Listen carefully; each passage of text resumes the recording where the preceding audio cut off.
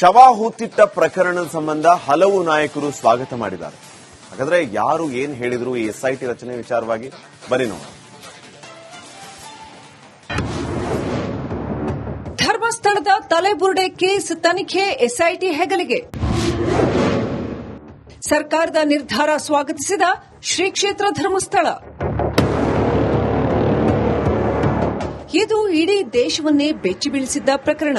ರಾಜ್ಯದಲ್ಲಿ ಸಂಚಲನ ಸೃಷ್ಟಿಸಿದ್ದ ಕೇಸ್. ಧರ್ಮಸ್ಥಳದಲ್ಲಿ ಶವಗಳನ್ನು ಹೂತಿಟ್ಟ ಕೇಸ್ನಲ್ಲಿ ಮಹತ್ವದ ಬೆಳವಣಿಗೆಯಾಗಿದೆ. ತಲೆಬುರುಡೆಗಳ ರಹಸ್ಯವನ್ನ ತನಿಖೆ ಮಾಡುವುದಕ್ಕೆ ರಾಜ್ಯ ಸರ್ಕಾರ ಎಸ್ಐಟಿ ರಚಿಸಿ ಮಹತ್ವದ ಆದೇಶ ಹೊರಡಿಸಿದೆ. ಸರ್ಕಾರದ ಈ ನಿರ್ಧಾರವನ್ನು ಶ್ರೀ ಕ್ಷೇತ್ರ ಧರ್ಮಸ್ಥಳ ಸ್ವಾಗತಿಸಿದೆ.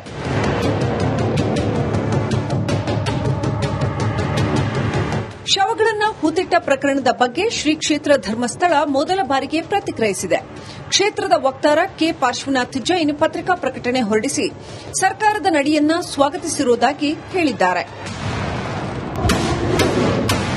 ಧರ್ಮಸ್ಥಳ ಗ್ರಾಮದ ಪೊಲೀಸ್ ಠಾಣೆಯಲ್ಲಿ ದಾಖಲಾಗಿರುವ ಹಲವಾರು ಶವಗಳನ್ನು ಹೂತಿದ್ದೆ ಎಂಬ ದೂರು ಇತ್ತೀಚಿನ ದಿನಗಳಲ್ಲಿ ರಾಷ್ಟ್ರೀಯ ಮಟ್ಟದಲ್ಲಿ ಹಲವಾರು ತರ್ಕವರ್ತಕಗಳು, ಊಹಾಪೋಹಗಳು ಹಾಗೂ ಗೊಂದಲಗಳನ್ನು ಹುಟ್ಟುಹಾಕಿದೆ.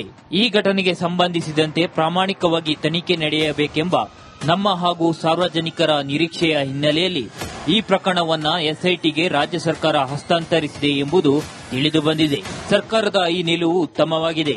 ಈ ಪ್ರಕರಣದಲ್ಲಿ ಎಸ್ಐಟಿ ತನಿಖಾ ತಂಡ ಸತ್ಯಾಂಶವನ್ನು ಅತಿ ಶೀಘ್ರವಾಗಿ ಪ್ರಾಮಾಣಿಕ ತನಿಖೆ ನಡೆಸಿ ಸಾರ್ವಜನಿಕರ ಮುಂದೆ ಬಹಿರಂಗಪಡಿಸಬೇಕೆಂಬುದು ನಮ್ಮ ಆಶಯ.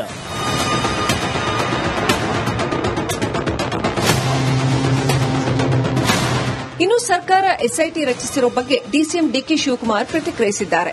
ಎಲ್ಲ ವಿಚಾರಕ್ಕೂ ನಾವು ಬಾಯಿ ಹಾಕುವುದು ಸರಿಯಲ್ಲ ಎಂದಿದ್ದಾರೆ.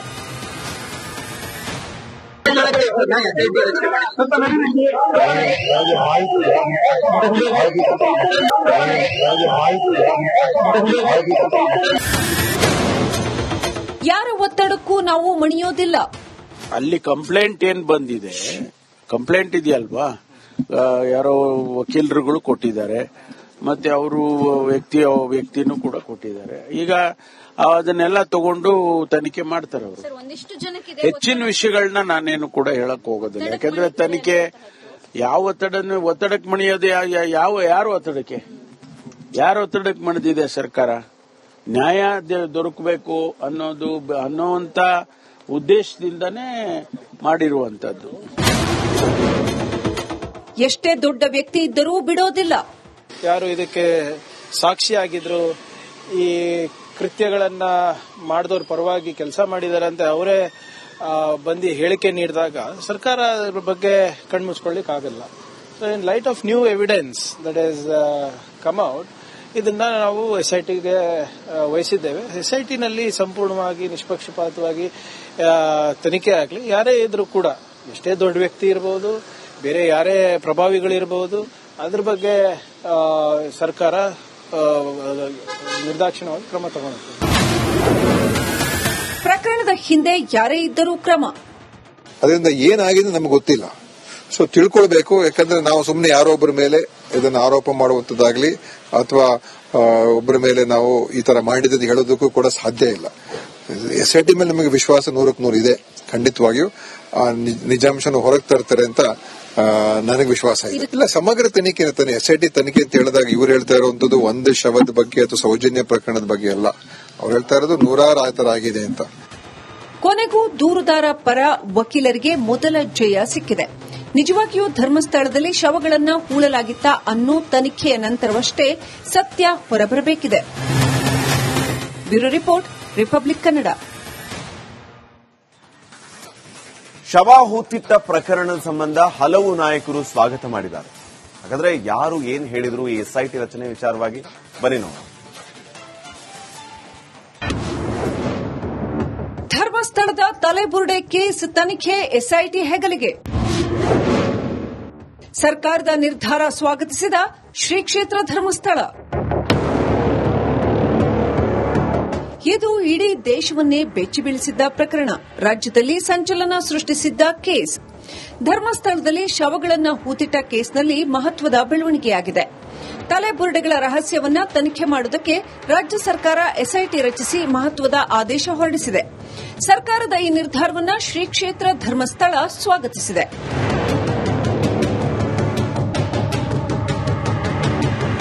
ಶವಗಳನ್ನು ಹೂತಿಟ್ಟ ಪ್ರಕರಣದ ಬಗ್ಗೆ ಶ್ರೀ ಕ್ಷೇತ್ರ ಧರ್ಮಸ್ಥಳ ಮೊದಲ ಬಾರಿಗೆ ಪ್ರತಿಕ್ರಿಯಿಸಿದೆ. ಕ್ಷೇತ್ರದ ವಕ್ತಾರ ಕೆ ಪಾರ್ಶ್ವನಾಥ್ ಜೈನ್ ಪತ್ರಿಕಾ ಪ್ರಕಟಣೆ ಹೊರಡಿಸಿ ಸರ್ಕಾರದ ನಡೆಯನ್ನ ಸ್ವಾಗತಿಸಿರುವುದಾಗಿ ಹೇಳಿದ್ದಾರೆ. ಧರ್ಮಸ್ಥಳ ಗ್ರಾಮದ ಪೊಲೀಸ್ ಠಾಣೆಯಲ್ಲಿ ದಾಖಲಾಗಿರುವ ಹಲವಾರು ಶವಗಳನ್ನು ಹೂತಿದ್ದೆ ಎಂಬ ದೂರು ಇತ್ತೀಚಿನ ದಿನಗಳಲ್ಲಿ ರಾಷ್ಟ್ರೀಯ ಮಟ್ಟದಲ್ಲಿ ಹಲವಾರು ತರ್ಕವರ್ತಕಗಳು, ಊಹಾಪೋಹಗಳು ಹಾಗೂ ಗೊಂದಲಗಳನ್ನು ಹುಟ್ಟುಹಾಕಿದೆ. ಈ ಘಟನೆಗೆ ಸಂಬಂಧಿಸಿದಂತೆ ಪ್ರಾಮಾಣಿಕವಾಗಿ ತನಿಖೆ ನಡೆಯಬೇಕೆಂಬ ನಮ್ಮ ಹಾಗೂ ಸಾರ್ವಜನಿಕರ ನಿರೀಕ್ಷೆಯ ಹಿನ್ನೆಲೆಯಲ್ಲಿ ಈ ಪ್ರಕರಣವನ್ನು ಎಸ್ಐಟಿಗೆ ರಾಜ್ಯ ಸರ್ಕಾರ ಹಸ್ತಾಂತರಿಸಿದೆ ಎಂಬುದು ತಿಳಿದುಬಂದಿದೆ. ಸರ್ಕಾರದ ಈ ನಿಲುವು ಉತ್ತಮವಾಗಿದೆ. ಈ ಪ್ರಕರಣದಲ್ಲಿ ಎಸ್ಐಟಿ ತನಿಖಾ ತಂಡ ಸತ್ಯಾಂಶವನ್ನು ಅತಿ ಶೀಘ್ರವಾಗಿ ಪ್ರಾಮಾಣಿಕ ತನಿಖೆ ನಡೆಸಿ ಸಾರ್ವಜನಿಕರ ಮುಂದೆ ಬಹಿರಂಗಪಡಿಸಬೇಕೆಂಬುದು ನಮ್ಮ ಆಶಯ.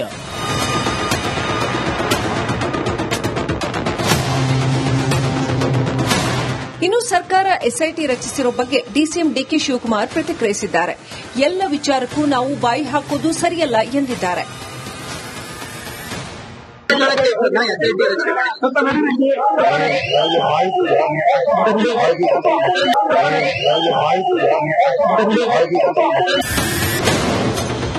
ಯಾರ ಒತ್ತಡಕ್ಕೂ ನಾವು ಮಣಿಯೋದಿಲ್ಲ. ಅಲ್ಲಿ ಕಂಪ್ಲೇಂಟ್ ಏನ್ ಬಂದಿದೆ, ಕಂಪ್ಲೇಂಟ್ ಇದೆಯಲ್ವಾ, ಯಾರೋ ವಕೀಲರುಗಳು ಕೊಟ್ಟಿದ್ದಾರೆ, ಮತ್ತೆ ಅವರು ವ್ಯಕ್ತಿನೂ ಕೂಡ ಕೊಟ್ಟಿದ್ದಾರೆ. ಈಗ ಅದನ್ನೆಲ್ಲ ತಗೊಂಡು ತನಿಖೆ ಮಾಡ್ತಾರೆ ಅವರು. ಹೆಚ್ಚಿನ ವಿಷಯಗಳನ್ನ ನಾನೇನು ಕೂಡ ಹೇಳಕ್ ಹೋಗೋದಿಲ್ಲ. ಯಾಕಂದ್ರೆ ತನಿಖೆ ಯಾವ ಒತ್ತಡಕ್ಕೆ ಮಣಿಯೋದು, ಯಾರು ಒತ್ತಡಕ್ಕೆ ಮಣಿದಿದೆ ಸರ್ಕಾರ? ನ್ಯಾಯ ದೊರಕಬೇಕು ಅನ್ನೋಂತ ಉದ್ದೇಶದಿಂದನೇ ಮಾಡಿರುವಂತದ್ದು. ಎಷ್ಟೇ ದೊಡ್ಡ ವ್ಯಕ್ತಿ ಇದ್ದರೂ ಬಿಡೋದಿಲ್ಲ. ಯಾರು ಇದಕ್ಕೆ ಸಾಕ್ಷಿಯಾಗಿದ್ರು, ಈ ಕೃತ್ಯಗಳನ್ನ ಮಾಡಿದವ್ರ ಪರವಾಗಿ ಕೆಲಸ ಮಾಡಿದಾರೆ ಅಂತ ಅವರೇ ಬಂದು ಹೇಳಿಕೆ ನೀಡಿದಾಗ ಸರ್ಕಾರ ಅದ್ರ ಬಗ್ಗೆ ಕಣ್ಮುಚ್ಕೊಳ್ಳಿಕ್ ಆಗಲ್ಲ. So in light off new evidence that is come out, ಇದನ್ನ ನಾವು ಎಸ್ಐಟಿಗೆ ವಹಿಸಿದ್ದೇವೆ. ಎಸ್ಐಟಿನಲ್ಲಿ ಸಂಪೂರ್ಣವಾಗಿ ನಿಷ್ಪಕ್ಷಪಾತವಾಗಿ ತನಿಖೆ ಆಗಲಿ. ಯಾರೇ ಇದ್ರೂ ಕೂಡ, ಎಷ್ಟೇ ದೊಡ್ಡ ವ್ಯಕ್ತಿ ಇರಬಹುದು, ಬೇರೆ ಯಾರೇ ಪ್ರಭಾವಿಗಳಿರಬಹುದು, ಅದ್ರ ಬಗ್ಗೆ ಸರ್ಕಾರ ನಿರ್ದಾಕ್ಷಿಣ್ಯವಾಗಿ ಕ್ರಮ ತಗೊಳ್ಳುತ್ತೆ. ಪ್ರಕರಣದ ಹಿಂದೆ ಯಾರೇ ಇದ್ದರೂ ಕ್ರಮ. ಅದರಿಂದ ಏನಾಗಿದೆ ನಮ್ಗೆ ಗೊತ್ತಿಲ್ಲ. ಸೊ ತಿಳ್ಕೊಳ್ಬೇಕು. ಯಾಕಂದ್ರೆ ನಾವು ಸುಮ್ಮನೆ ಯಾರೋ ಒಬ್ಬರ ಮೇಲೆ ಇದನ್ನ ಆರೋಪ ಮಾಡುವಂತದ್ದಾಗ್ಲಿ ಅಥವಾ ಒಬ್ಬರ ಮೇಲೆ ನಾವು ಈ ತರ ಮಾಡಿದ್ದು ಹೇಳೋದಕ್ಕೂ ಕೂಡ ಸಾಧ್ಯ ಇಲ್ಲ. ಎಸ್ಐಟಿ ಮೇಲೆ ನಮಗೆ ವಿಶ್ವಾಸ 100% ಇದೆ. ಖಂಡಿತವಾಗಿಯೂ ನಿಜಾಂಶನ ಹೊರಗೆ ತರ್ತಾರೆ ಅಂತ ನನಗೆ ವಿಶ್ವಾಸ ಇದೆ. ಇಲ್ಲ, ಸಮಗ್ರ ತನಿಖೆ ಇರ್ತಾನೆ. ಎಸ್ಐಟಿ ತನಿಖೆ ಅಂತ ಹೇಳಿದಾಗ ಇವ್ರು ಹೇಳ್ತಾ ಇರುವಂತದ್ದು ಒಂದು ಶವದ ಬಗ್ಗೆ ಅಥವಾ ಸೌಜನ್ಯ ಪ್ರಕರಣದ ಬಗ್ಗೆ ಅಲ್ಲ. ಅವ್ರು ಹೇಳ್ತಾ ಇರೋದು 100 ಆ ತರ ಆಗಿದೆ ಅಂತ. ಕೊನೆಗೂ ದೂರುದಾರ ಪರ ವಕೀಲರಿಗೆ ಮೊದಲ ಜಯ ಸಿಕ್ಕಿದೆ.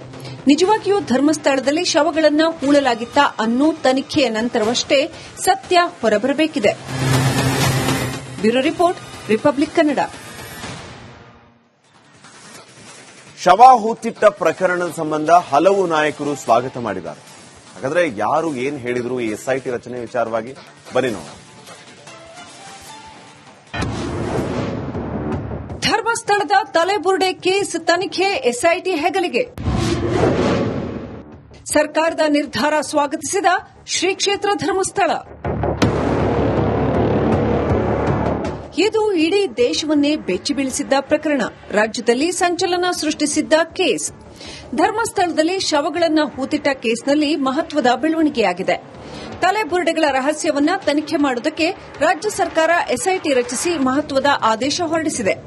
ಸರ್ಕಾರದ ಈ ನಿರ್ಧಾರವನ್ನು ಶ್ರೀ ಕ್ಷೇತ್ರ ಧರ್ಮಸ್ಥಳ ಸ್ವಾಗತಿಸಿದೆ.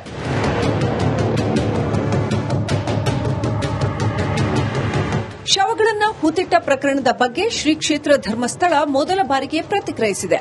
ಕ್ಷೇತ್ರದ ವಕ್ತಾರ ಕೆ ಪಾರ್ಶ್ವನಾಥ್ ಜೈನ್ ಪತ್ರಿಕಾ ಪ್ರಕಟಣೆ ಹೊರಡಿಸಿ ಸರ್ಕಾರದ ನಡೆಯನ್ನ ಸ್ವಾಗತಿಸಿರುವುದಾಗಿ ಹೇಳಿದ್ದಾರೆ. ಧರ್ಮಸ್ಥಳ ಗ್ರಾಮದ ಪೊಲೀಸ್ ಠಾಣೆಯಲ್ಲಿ ದಾಖಲಾಗಿರುವ ಹಲವಾರು ಶವಗಳನ್ನು ಹೂತಿದ್ದೆ ಎಂಬ ದೂರು ಇತ್ತೀಚಿನ ದಿನಗಳಲ್ಲಿ ರಾಷ್ಟ್ರೀಯ ಮಟ್ಟದಲ್ಲಿ ಹಲವಾರು ತರ್ಕವರ್ತಕಗಳು, ಊಹಾಪೋಹಗಳು ಹಾಗೂ ಗೊಂದಲಗಳನ್ನು ಹುಟ್ಟುಹಾಕಿದೆ. ಈ ಘಟನೆಗೆ ಸಂಬಂಧಿಸಿದಂತೆ ಪ್ರಾಮಾಣಿಕವಾಗಿ ತನಿಖೆ ನಡೆಯಬೇಕೆಂಬ ನಮ್ಮ ಹಾಗೂ ಸಾರ್ವಜನಿಕರ ನಿರೀಕ್ಷೆಯ ಹಿನ್ನೆಲೆಯಲ್ಲಿ ಈ ಪ್ರಕರಣವನ್ನ ಎಸ್ಐಟಿಗೆ ರಾಜ್ಯ ಸರ್ಕಾರ ಹಸ್ತಾಂತರಿಸಿದೆ ಎಂಬುದು ತಿಳಿದುಬಂದಿದೆ. ಸರ್ಕಾರದ ಈ ನಿಲುವು ಉತ್ತಮವಾಗಿದೆ. ಈ ಪ್ರಕರಣದಲ್ಲಿ ಎಸ್ಐಟಿ ತನಿಖಾ ತಂಡ ಸತ್ಯಾಂಶವನ್ನ ಅತಿ ಶೀಘ್ರವಾಗಿ ಪ್ರಾಮಾಣಿಕ ತನಿಖೆ ನಡೆಸಿ ಸಾರ್ವಜನಿಕರ ಮುಂದೆ ಬಹಿರಂಗಪಡಿಸಬೇಕೆಂಬುದು ನಮ್ಮ ಆಶಯ.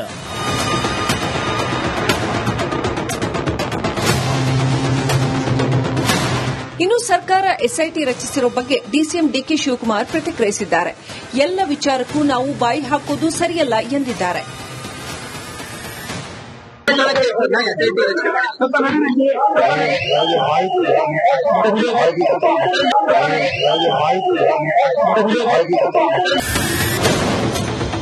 ಯಾರ ಒತ್ತಡಕ್ಕೂ ನಾವು ಮಣಿಯೋದಿಲ್ಲ. ಅಲ್ಲಿ ಕಂಪ್ಲೇಂಟ್ ಏನ್ ಬಂದಿದೆ, ಕಂಪ್ಲೇಂಟ್ ಇದೆಯಲ್ವಾ, ಯಾರೋ ವಕೀಲರುಗಳು ಕೊಟ್ಟಿದ್ದಾರೆ, ಮತ್ತೆ ಅವರು ವ್ಯಕ್ತಿನೂ ಕೂಡ ಕೊಟ್ಟಿದ್ದಾರೆ. ಈಗ ಅದನ್ನೆಲ್ಲ ತಗೊಂಡು ತನಿಖೆ ಮಾಡ್ತಾರೆ ಅವರು. ಹೆಚ್ಚಿನ ವಿಷಯಗಳನ್ನ ನಾನೇನು ಕೂಡ ಹೇಳಕ್ ಹೋಗೋದಿಲ್ಲ. ಯಾಕಂದ್ರೆ ತನಿಖೆ ಯಾವ ಒತ್ತಡಕ್ಕೆ ಮಣಿಯೋದು, ಯಾರು ಒತ್ತಡಕ್ಕೆ ಮಣಿದಿದೆ ಸರ್ಕಾರ?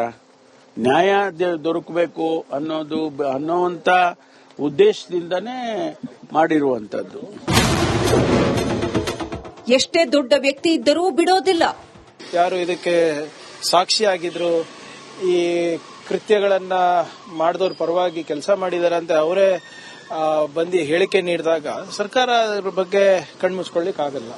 So in light off new evidence that is come out, ಇದನ್ನ ನಾವು ಎಸ್ಐಟಿಗೆ ವಹಿಸಿದ್ದೇವೆ. ಎಸ್ಐಟಿನಲ್ಲಿ ಸಂಪೂರ್ಣವಾಗಿ ನಿಷ್ಪಕ್ಷಪಾತವಾಗಿ ತನಿಖೆ ಆಗಲಿ. ಯಾರೇ ಇದ್ರೂ ಕೂಡ, ಎಷ್ಟೇ ದೊಡ್ಡ ವ್ಯಕ್ತಿ ಇರಬಹುದು, ಬೇರೆ ಯಾರೇ ಪ್ರಭಾವಿಗಳಿರಬಹುದು, ಅದ್ರ ಬಗ್ಗೆ ಸರ್ಕಾರ ನಿರ್ದಾಕ್ಷಿಣ್ಯವಾಗಿ ಕ್ರಮ ತಗೊಳ್ಳುತ್ತೆ.